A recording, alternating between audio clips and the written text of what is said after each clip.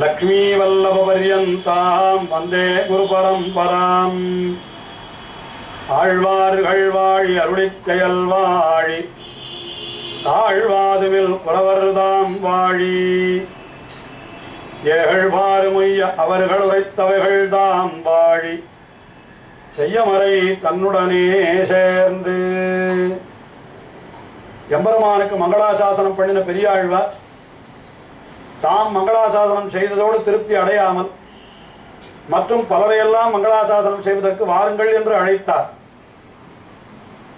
அப்படி அவர்களாலே அழைக்கப்பட்ட அனன்ய பிரயோஜனர்கள், கைவல்யார்த்திகள் மற்றும் ஐஸ்வர்யார்த்திகள், அதாவது எம்பெருமானை தவிர வேறு பயன்களை விரும்பாதவர்கள், தங்களுடைய ஆத்மாவையே அனுபவிக்க வேண்டும் என்று நினைப்பவர்கள், செல்வத்தை பயனாக விரும்புபவர்கள் ஆகிய மூவரையும் அழைத்தார். அது 3, 4, 5 பாசுரங்களாலே அழைத்தார். அப்படி அவர் அழைத்த அந்த நபர்கள் அதே வரிசை கிரமத்திலே 6, 7, 8 ஆகிற 3 பாசுரங்களிலே இப்படி பெரியாழ்வாரோடு வந்து சேர்ந்தார்கள் என்று அதை நாம் கீழே பார்த்து விட்டோம். அடுத்தபடியாக இப்பொழுது 9வது பாசுரம். இந்த பாசுரத்திலே பெரியாழ்வாராலே 3வது பாசுரத்திலே அழைக்கப்பட்ட அனன்ய பிரயோஜனர்கள் அவர்கள் பெரியாழ்வாரோட 6வது பாசுரத்திலே கூடினார்கள் அல்லவா? அதாவது வாழாட்பட்டு நின்றீர் உள்ளீரேல் என்கிற பாசுரத்திலே அழைக்கப்பட்டவர்கள் எந்தை தந்தை தந்தை என்கிற பாசுரத்திலே பெரியாழ்வாரோடு கூடினார்கள். இப்பொழுது இந்த 9வது பாசுரம், இந்த 9வது பாசுரத்திலே அவர்கள் பெரியாழ்வாரோடு சேர்ந்து எம்பெருமானுக்கு பல்லாண்டு பாடுகிறார்கள், மங்களாசாசனம் செய்கிறார்கள். பெரியாழ்வார் என்ன விரும்பினாரோ அது அவருக்கு நடக்கிறது. அதாவது என்ன விரும்பினார்? இப்படிப்பட்டவர்களும் தம்மோடு கூட வேண்டும், கூடினதோடு நில்லாமல் எம்பெருமானுக்கு பல்லாண்டு பாட வேண்டும் என்று ஆசைப்பட்டார். ஆசைப்பட்டுத்தானே அவர் அழைத்தார். அது 3 பாசுரங்களிலே. அவர்கள் கூடினார்கள், அது 3 பாசுரங்களிலே. மேலே அப்படி அழைக்கப்பட்டவர்கள் எம்பெருமானுக்கு பல்லாண்டு பாடுகிறார்கள். இது இறுதியிலே 3 பாசுரங்களிலே. அதிலே 9வது பாசுரத்திலே அந்த அனன்ய பிரயோஜனர்கள் பெரியாழ்வாரோடு சேர்ந்து எம்பெருமானுக்கு பல்லாண்டு பாடுகிறார்கள். மிகவும் அற்புதமான பாசுரம்.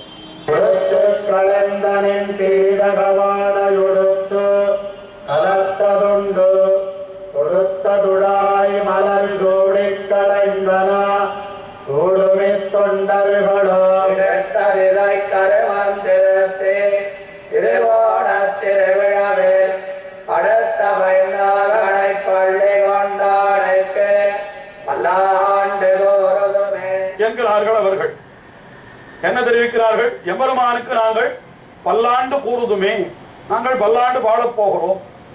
எப்படி பாடுவோம் என்றால், நாங்கள் எல்லோரும் அனன்ய பிரயோஜனர்கள் அல்லவா? அதனால என்ன செய்வோம்? எல்லாம் எம்பெருமானுடையதே நாங்கள் கொள்ளுவோம், பயன் கொள்ளுவோம். எங்களுக்கு என்று எதுவும் கிடையாது. எப்படி என்றால், உடுத்து களைந்தனின் பீதரவாடை உடுத்து, எம்பெருமான் உடுத்தி களைந்த வஸ்திரத்தை தான் நாங்கள் உடுத்துவோம். அதாவது அனன்ய பிரயோஜனர்களாய், பரமை காந்திகளாய், அதாவது எம்பெருமானுக்கே அற்று தீர்ந்த அடியவர்களாய் இருக்கக்கூடியவர்கள் தாங்கள் யாதொன்றை செய்தாலும் அதை எம்பெருமானுடைய பிரசாதமாக, அவனுடைய அருளாலே நமக்கு கிடைத்ததாக, அவனே நமக்கு கொடுத்ததாக நினைத்துத்தான் அவற்றை பயன் கொள்ள வேண்டும்.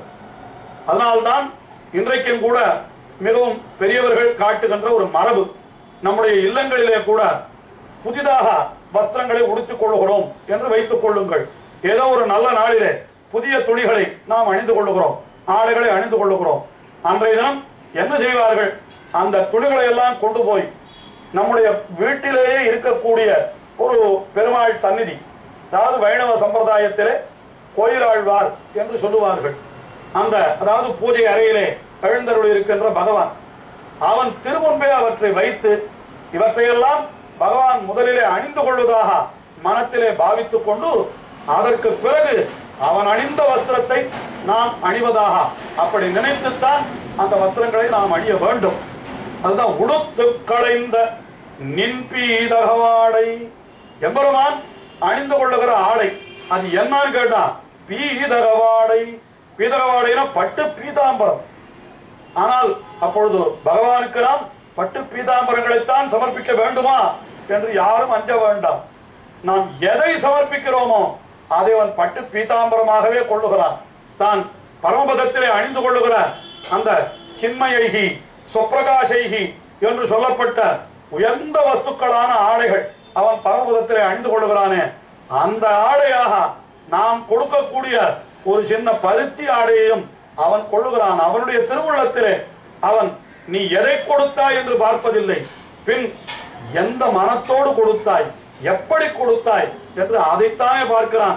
உள்ளன்போடு கொடுத்தால் அந்த கொடுத்த வஸ்துவிலே அவன் மகிழ்கிறான். நீ கொடுக்கிற வஸ்துவை நினைத்து மகிழ்வதில்லை, உன்னுடைய உள்ளன்பை நினைத்துத்தான் மகிழ்கிறான். அதுதான் கீதையிலே கூட என்ன தெரிவித்தான்? பத்திரம் புஷ்பம் பலம் தோயம் யோமே பக்தியா பிரயச்சதி. எனக்கு ஒரு இலையை கொடுத்தாலும், ஒரு பூவை கொடுத்தாலும், ஒரு பழத்தை கொடுத்தாலும் அதை பக்தியோடு கொடுத்தால் நான் அதை ஏற்றுக்கொள்ளுகிறேன். ததகம் பக்தி உபகர்த்தம் அஷ்டாமி. அதுவா என்ன சொல்றானா? பக்தி உபகர்த்தம், நீ பக்தியோடு கொடுத்ததை நான் ஏற்றுக்கொள்ளுகிறேன். ஆக அவன் ஏற்றுக்கொள்வது பக்தியை தவிர நாம் கொடுக்கிற இந்த பொருளிலே ஏற்றத்தாழ்வு அவன் ஒரு காலம் பார்ப்பதில்லை. ஆகையினாலே என்ன பண்ணுகிறோம்? நாம் சமர்ப்பிப்பதை அவனுக்கு என்று கொடுத்து அவனுடைய பிரசாதமாக அதை நாம் பெற்றுக் கொள்ளுகிறோம். அதனாலேதான் கோயில்களிலே கூட எம்பெருமானுக்கு என்று தொண்டு செய்பவர்கள் அவர்களுக்கு கோயிலிலே என்ன கௌரவம் செய்யப்படுகிறது என்றால் அந்த எம்பெருமானுடைய வஸ்திரத்தையே, அவன் அணிந்த வஸ்திரத்தையே அவர்களுக்கு கௌரவமாக மரியாதையாக கொடுக்கிறார்கள் என்று பல பல தொண்டுகள் செய்பவர்களை நாம் அப்படி திருக்கோவில்களிலே பார்க்கிறோம். அப்படி இங்கே சொல்லுகிறார்கள், உடுத்து களைந்த, நீ உடுத்து களைந்த நின் பீதகவாடை நாங்கள் உடுக்கிறோம். என்ன அடியவர்கள் உடுப்பது எதுன்னு கேட்டா அவன் அணிந்த ஆடை, அதைத்தான் நாம் அணிகிறோம். ஆனால் இந்த இடத்திலே பெரியவாச்சான் பிள்ளை மிக அழகான ஒரு அர்த்தத்தை நமக்கு காட்டி அருள்கிறார். வியாக்கியானத்திலே மிக அற்புதமான விஷயம் அது. எம்பெருமானுடைய திருவுள்ளத்தை பின் சென்று அவர் சொன்ன வியாக்கியானம் இது. நாம் சமர்ப்பிக்கிற பொழுது இது எம்பெருமானுக்கு என்று சமர்ப்பிக்கிறோம். ஆனால் எம்பெருமான் இதை ஏற்றுக்கொள்ளுகிற பொழுது எப்படி ஏற்றுக்கொள்ளுகிறான் என்று கேட்டுக்கொண்டு பெரியவாச்சான் பிள்ளை என்ன தெரிவிக்கிறார் என்றால், இது அடியவர்களுக்கு கொடுக்க வேண்டிய வஸ்திரம் என்று எண்ணிக்கொண்டே தானத்தை இடுப்பிலே அணிந்து கொள்ளுகிறான் என்பதை பெரியவாச்சான் பிள்ளை ரசமாக தெரிவிக்கிறார். அங்கே ஒரு உதாரணம் கூட காட்டுகின்றார். பழைய நாள்களிலே ராஜாக்கள் இருப்பார்கள். அந்த ராஜாக்களுக்கெல்லாம் இரட்டை மடித்து கொடுப்பதற்கு என்று சில நபர்கள் இருப்பார்கள். அதாவது மேலே அணிந்து கொள்ளக்கூடிய பெரிய அங்கி, அந்த அங்க வஸ்திரம் போன்ற ஆடைகள், அதை மடித்து கொடுப்பதற்கு என்று சில வேலைக்காரர்கள் இருப்பார்களாம். அவர்கள் என்ன பண்ணுவார்கள் என்றால் அதை நன்றாக மடித்து விட்ட பிற்பாடு தாங்கள் ஒரு முறை அதை அணிந்து பார்ப்பார்களாம். எதற்கு என்று கேட்டால், இதை அரசன் அணிந்து கொண்டால் அவனுக்கு எங்கும் குத்தாமல் இருக்கிறதா, அவனுக்கு துன்பம் விளைக்காமல் இருக்கிறதா என்று பார்ப்பதற்காக அப்படி அதை கசங்காமல் நலுங்காமல் தாங்கள் ஒரு முறை அணிந்து பார்த்து பிறகு அதை அப்படியே மடித்து வைத்து விடுகிறார்கள். அதை போலத்தான் இங்கே எம்பெருமானும் கூட இது அடியவர்களுக்கு கொடுக்க வேண்டிய வஸ்திரம் என்று எம்பெருமான் தான் அணிந்து கொள்ளுகிற பொழுதே அதை அலுங்காமல் நலுங்காமல் அப்படி அணிந்து கொண்டு அதை அடியவர்களுக்கு தான் கொடுக்கிறானா. அங்கே ராஜாக்களுக்கு வேலைக்காரன் செய்வது போல இங்கே அடியவர்களுக்காக எம்பெருமான் இப்படி செய்கிறான் என்று தெரிவிக்கிறார். மேலே கலத்தது உண்டு என்று பிரசாதம் எதுவாயிருந்தாலும் நாம் உண்ணக்கூடிய உணவு அது அத்தனையும் பகவானுக்கு நைவேத்தியம் செய்துவிட்டு அமுது செய்துவிட்டு பிறகுதான் உண்ண வேண்டும் அல்லவா. எதன்ன புருஷோபவதி ததன்னாக தஸ்ய தேவதாக என்ற சாஸ்திரத்தின்படி இவன் எதை உண்கிறானோ அதை இறைவனுக்கு படைத்து விட்டு அவனுடைய பிரசாதமாக இவன் சுவீகரிக்க வேண்டும். அதைத்தான் அனன்ய பிரயோஜனர்கள் இங்கே சொல்லுகிறார்கள். உடுத்து களைந்தனின் பீதகவாடை உடுத்து கலத்தது உண்டு.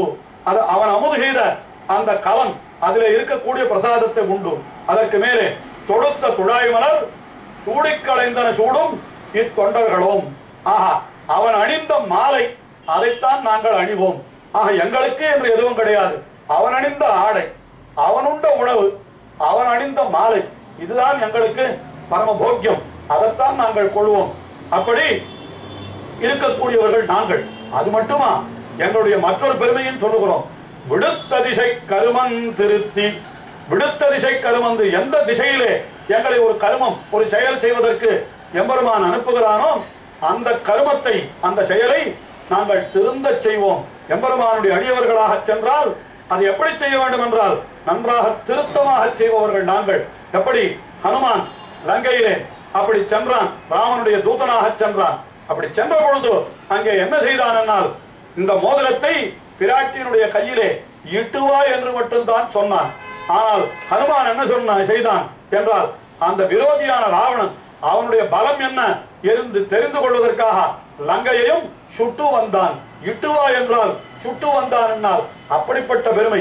அப்படி நாங்கள் எல்லோரும் எப்படிப்பட்டவர்கள், எம்பெருமானுக்கு அடியவர்கள் ஆயினாலே விடுத்த திசை கருமன் திருத்தி, அதற்கு மேலே நாங்கள் என்ன செய்வோம், திருவோண திருவிழாவில், ஆஹா, எம்பெருமானுடைய உற்சவங்களிலே என்று அர்த்தம். அதாவது எம்பெருமானுக்கு விழா என்றால் அது எம்பெருமான் அடியவர்களுக்காக கொண்டாடுகின்ற உற்சவங்கள். அந்த உற்சவ திவசங்கள், உற்சவ நாள்களிலே அவனுக்கு பல்லாண்டு பாடுவோம். திருவோணம் என்னால் அது ஒரு நட்சத்திரத்தை குறிக்கிறது. பொதுவாக விஷ்ணு என்கிற எம்பெருமான், அவனுக்கு எது நட்சத்திரம் என்னால் விஷ்ணு நட்சத்திரம் ஸ்ரோணா என்று வேதத்திலே சொல்லப்பட்டிருக்கிறது. சிரவணம், திருவோணம் என்பதுதான் அந்த திருமாலினுடைய நட்சத்திரம் ஆகையினாலே அந்த திருவோண திருவிழாவில் எம்பெருமானுக்கு நாங்கள் பல்லாண்டு பாடுவோம்.